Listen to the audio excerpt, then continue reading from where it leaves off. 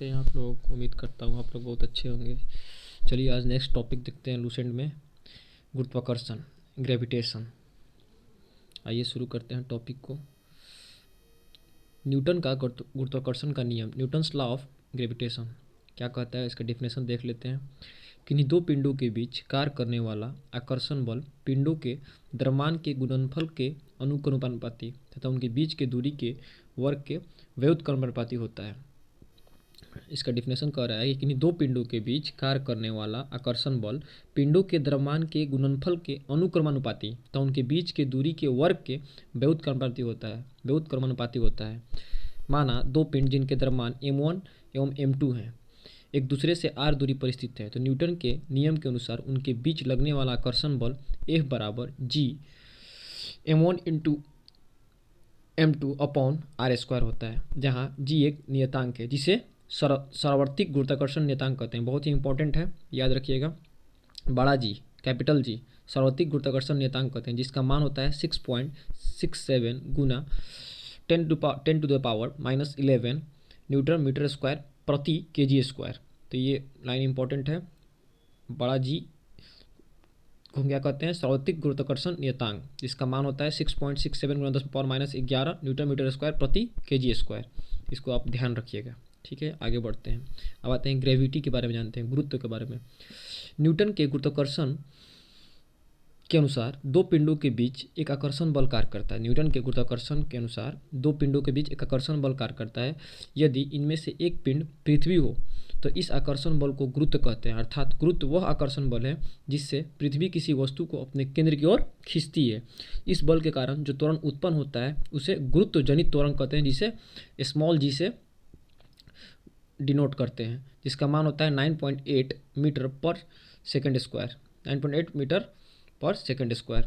गुरुत्व जनित त्वरण जी वस्तु के रूप, आकार, द्रव्यमान आदि पर निर्भर नहीं करता है। मतलब जो स्मॉल जी होता है वह किस पर निर्भर नहीं करता है, वस्तु के रूप, आकार, द्रव्यमान आदि पर निर्भर नहीं करता है। इंपॉर्टेंट लाइन है। गुरुत्वीय जनित त्वरण जी का मान कितना होता है, मतलब स्मॉल जी का मान 9.8 मीटर पर सेकंड स्क्वायर। यहाँ तक हो गया। और सार्वत्रिक गुरुत्वाकर्षण नियतांक यानी कैपिटल जी का मान होता है 6.67 गुना 10 पावर -11 न्यूटन मीटर स्क्वायर प्रति kg स्क्वायर।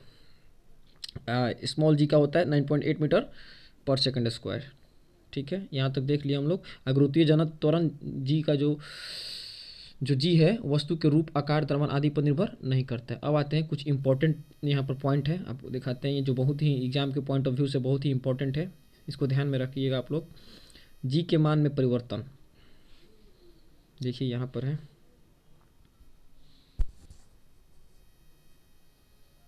ये जो देख रहे हैं यही है जी के मान में परिवर्तन। यही वो देखते हैं क्या कहता है कि पृथ्वी की सतह से ऊपर या नीचे जाने पर जी का मान घटता है। यानी पृथ्वी के सतह से हम लोग ऊपर जाएं या पृथ्वी की सतह से हम लोग नीचे जाएं तो जी का मान, स्मॉल जी का मान घटता है। पृथ्वी के ध्रुव पर जी का मान महत्तम होता है। क्वेश्चन पूछता है कि जी का मान महत्तम कहाँ होता है, तो पृथ्वी के ध्रुव पर। फिर पूछेगा जी का मान न्यूनतम कहाँ होता है, तो जी का मान न्यूनतम होता है विषुवत रेखा, इक्वेटर पर या भूमध्य रेखा पर, ठीक है। यहाँ तक हो गया। आगे बढ़ते हैं। पृथ्वी के घूर्णन गति बढ़ने पर जी का मान कम होता है और पृथ्वी के घूर्णन गति घटने पर जी का मान बढ़ जाता है। यानी कि पृथ्वी की घूर्णन गति बढ़ेगा तो जी का मान कम होगा और घटेगा तो जी का मान बढ़ता है। तो यहाँ पर इंपॉर्टेंट लाइन है, एग्जाम के पॉइंट ऑफ व्यू से इससे क्वेश्चन पूछता है, तो आप लोग इसको ध्यान रखिएगा। क्या क्या है, पृथ्वी की सतह से अगर हम ऊपर जाएंगे या नीचे जाएंगे तो जी का मान घटता है। पृथ्वी का पूछेगा कि जी का मान महत्तम कहाँ होता है, तो पोलर रीजन में यानी ध्रुव पर। जी का मान न्यूनतम कहाँ होता है, तो इक्वेटर पर यानी विषुवत रेखा पर। पूछेगा कि पृथ्वी की घूर्णन गति बढ़ने पर जी का मान बढ़ने पर कम होता है और पृथ्वी की घूर्णन गति घटने पर जी का मान बढ़ जाता है, यानी अपोजिट होता है। बढ़ेगा तो कम होगा और घटेगा तो बढ़ जाएगा। यहाँ पर कुछ एक इम्पॉर्टेंट लाइन है, ये भी देख लेते हैं।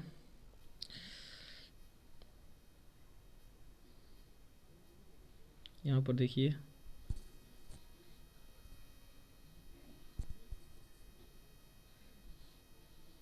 ये वाला लाइन, ये जो है ना, ये वाला, यदि पृथ्वी अपनी वर्तमान कोणीय चाल से 17 गुना अधिक चाल से घूमने लगे तो भूमध्य रेखा पर रखी वस्तु का भार शून्य हो जाएगा। यदि पृथ्वी का जो वर्तमान कोणीय चाल है उससे अगर 17 गुना अधिक चाल से घूमने लगे तो भूमध्य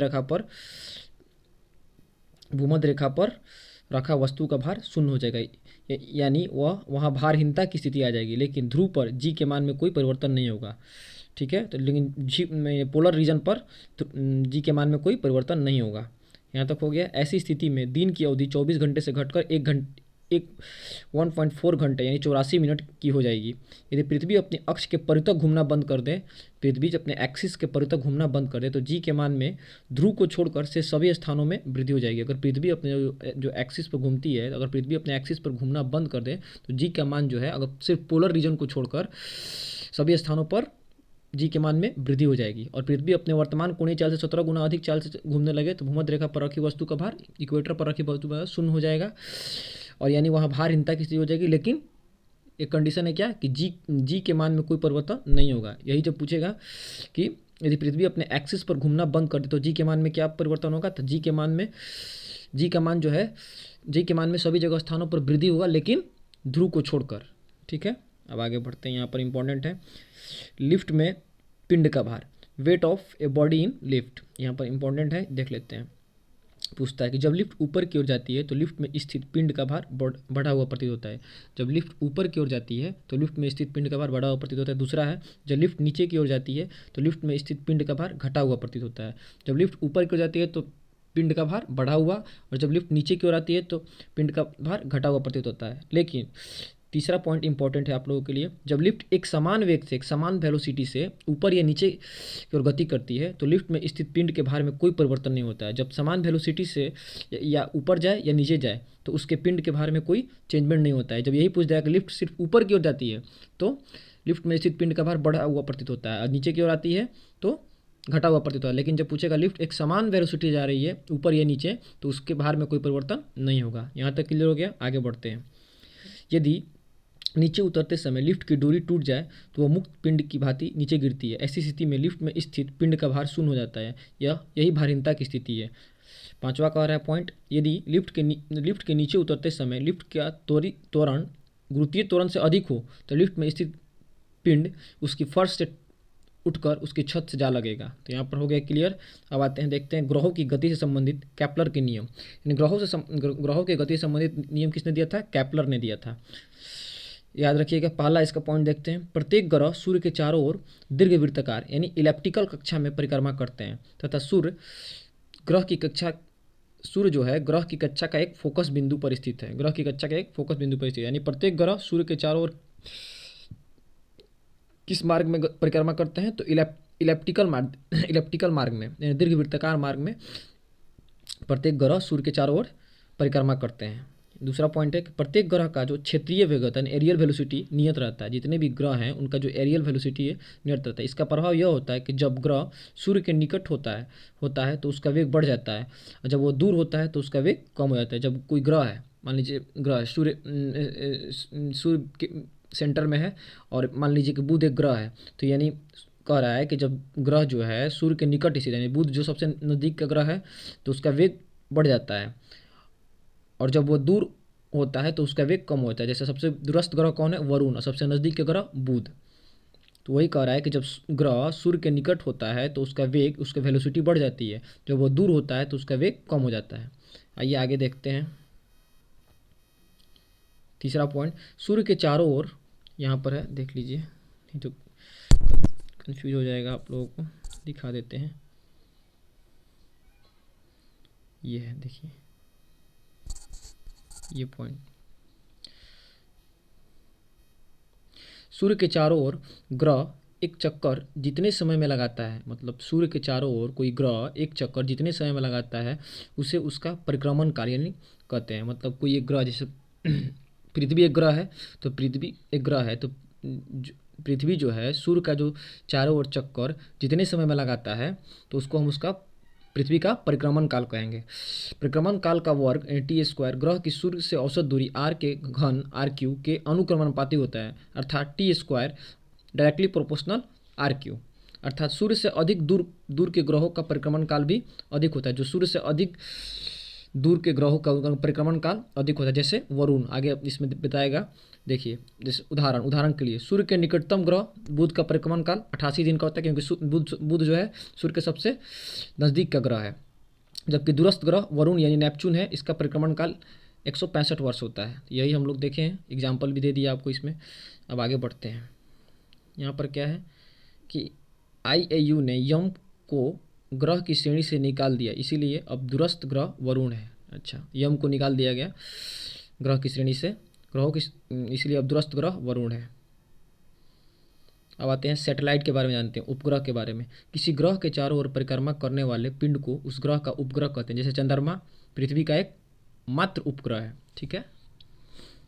मतलब ग्रह के चारों ओर परिक्रमा करने वाले पिंड को उपग्रह कहते हैं, बस इतना ध्यान रखिएगा। अब आते हैं उपग्रह का कक्षीय चाल और ऑर्बिटल स्पीड ऑफ सैटेलाइट। उपग्रह का कक्षीय चाल उसकी पृथ्वी तल से ऊंचाई पर निर्भर करता है। उपग्रह पृथ्वी तल से जितना अधिक दूर होगा उतनी ही उसकी चाल होगी, स्पीड होगी, कम होगी। यहाँ पर पॉइंट इंपॉर्टेंट है, देखिएगा। इसका हम लोग अभी कक्षीय चाल के बारे में डिस्कस कर रहे हैं। उपग्रह का कक्षीय चाल, orbital speed of A satellite के बारे में कह रहा है कि उपग्रह का जो कक्षीय चाल होता है उसकी पृथ्वी तल से ऊंचाई पर निर्भर करता है।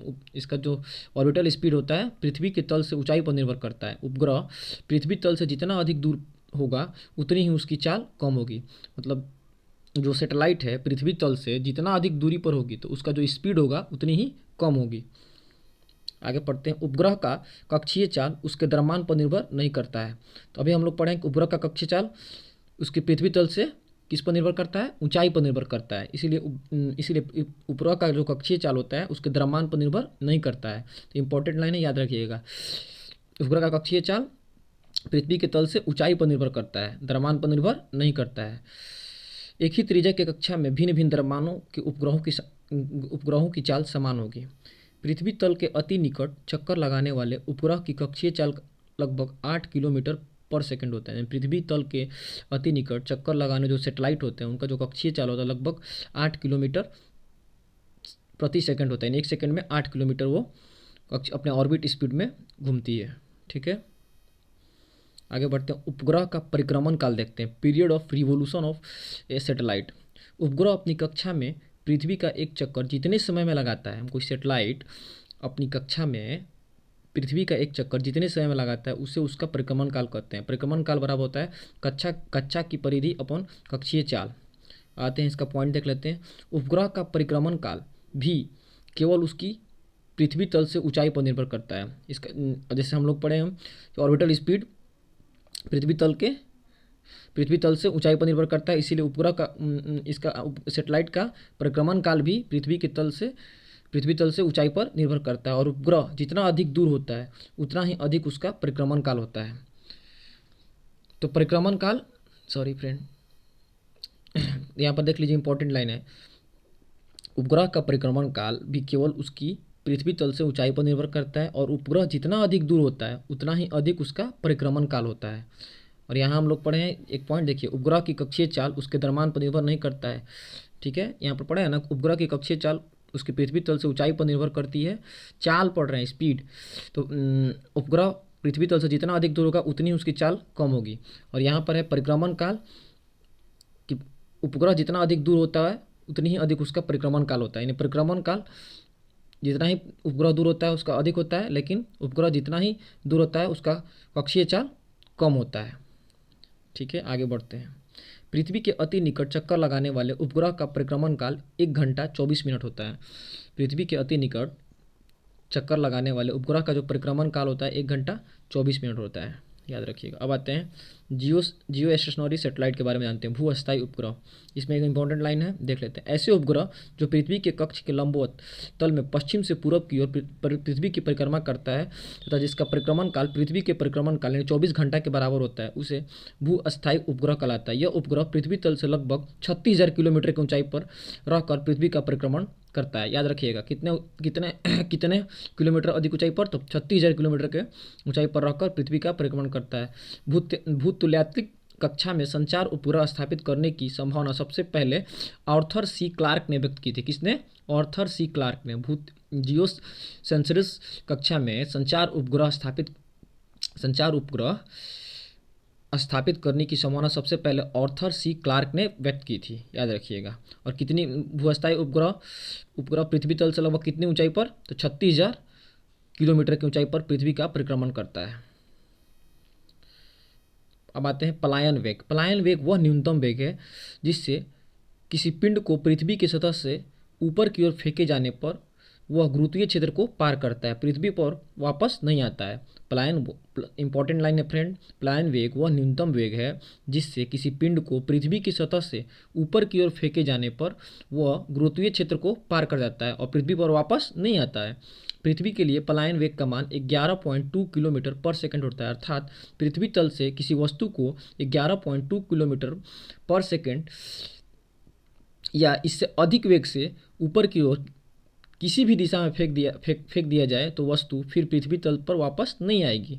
यहाँ तक हम लोग देख लिए। और यहाँ पर कुछ इंपॉर्टेंट लाइन है, देख लीजिए। उपग्रह का कक्षीय वेग पृथ्वी तल से पलायन वेग, अर्थात पलायन वेग कक्षीय वेग का √2 गुना होता है। पलायन वेग जो होता है कक्षीय वेग का √2 गुना है। इसलिए यदि किसी उपग्रह का कक्षीय वेग को √2 गुना अर्थात 41% बढ़ा दिया जाए तो वह उपग्रह अपनी कक्षा को छोड़कर पलायन कर जाएगा। यहाँ पर इंपॉर्टेंट है, पलायन वेग का कक्षीय वेग √2 गुना होता है। इसलिए यदि किसी उपग्रह का कक्षीय वेग √2 गुना यानी 41% बढ़ा दिया जाए तो वह उपग्रह अपनी कक्षा को छोड़कर पलायन कर जाएगा। यहाँ तक हम देखें पलायन वेग तक। पृथ्वी का पलायन वेग कितना होता है, 11.2 किलोमीटर पर सेकेंड। इंपॉर्टेंट है, याद रखिएगा, ठीक है। एक दो बार देखिएगा वीडियो, यहीं तक है। ग्रेविटेशन हम लोग खत्म किए फ्रेंड। वीडियो को 2-3 बार देखिए, याद हो जाएगा, लाइन बाय लाइन याद हो जाएगा। और वीडियो को प्यार दीजिए, लाइक कीजिए, ठीक है फ्रेंड। Thank you friend.